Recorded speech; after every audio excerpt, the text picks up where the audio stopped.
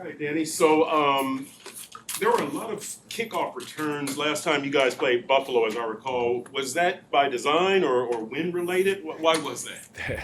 Again, there's a lot of different aspects that go into it.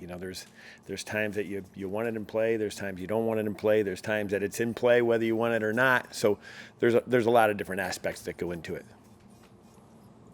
What happened with the kickoff return to start the second half? Yeah, well, that's a great example of if you're a little bit off on a fit or if you're a little bit late on a fit, against good people, bad things are going to happen. So, we had a bad fit and a late trigger and, obviously a terrible play that, you can't afford.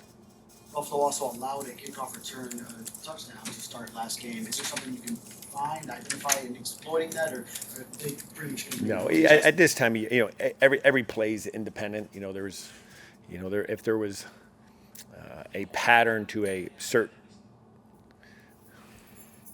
check the CBA.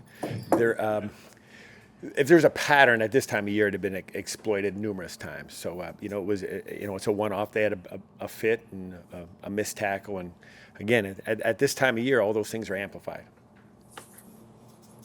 Danny, do you think at this time of year special teams are more important than the usual 1/3 of the game? No, I don't. I think it's similar. It's just at this time of year when you're playing in late December and you're playing in January and you're playing in February in critical games that have major implications, whether it be in the playoffs, seeding in playoffs, advancing in the playoffs, whether it's offense, defense, kicking game, every single play of every single phase is amplified because there may not be many more.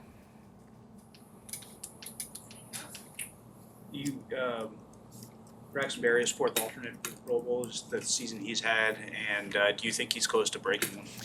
I do. I think we've been close in a couple where we've, again, like we talked about with the kickoff coverage, we're a little bit late getting to a responsibility or a second leverage player or what it may be. But really happy with where Braxton is and has done a nice job. We just got to get a little bit more help. Coach, I know Alec is obviously a Pro Bowler for the fullback position, but I know he plays a lot in your units as well. Just wanted to get your perspective on his work on special teams and how happy you are for him. He's a Pro Bowler. Again, number one, a great individual as a person, a great leader, plays through a lot of stuff, does everything and anything you could ever ask him. So, yeah, super happy for him. And, again, like most of these guys, or all of these guys, whatever, very happy to have him on our club.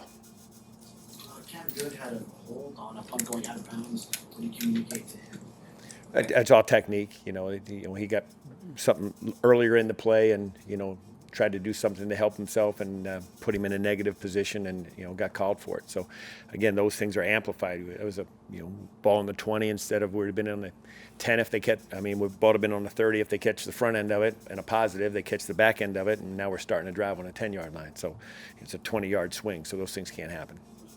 Upset with himself on that kickoff that was to the sideline. He called fair catch, but do you think it was going to go out of bounds? Well, yeah, he thought in hindsight he might have been able ball either going out of bounds or maybe establish himself out of bounds before he caught it. But it was a long way to go. Fortunately, he made the right decision early with the fair catch, and then the rest of it was going to play out. And I think he thought if he'd have maybe taken another half a count, maybe the ball would have went out on his own. But those decisions happened in a split second. He ran over 28 yards to get there. So.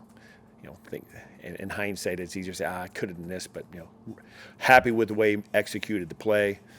The results are what they are. What is the risk reward on that? Like, what do you instruct him to do on? Well, if we know the ball is going to go out of bounds, we're going to establish ourselves and then touch the ball, and we'll get the ball on the 40-yard line. But in that situation when you're running and you're not sure the ball's drifting away, you're not exactly where you are because you're still tracking the football.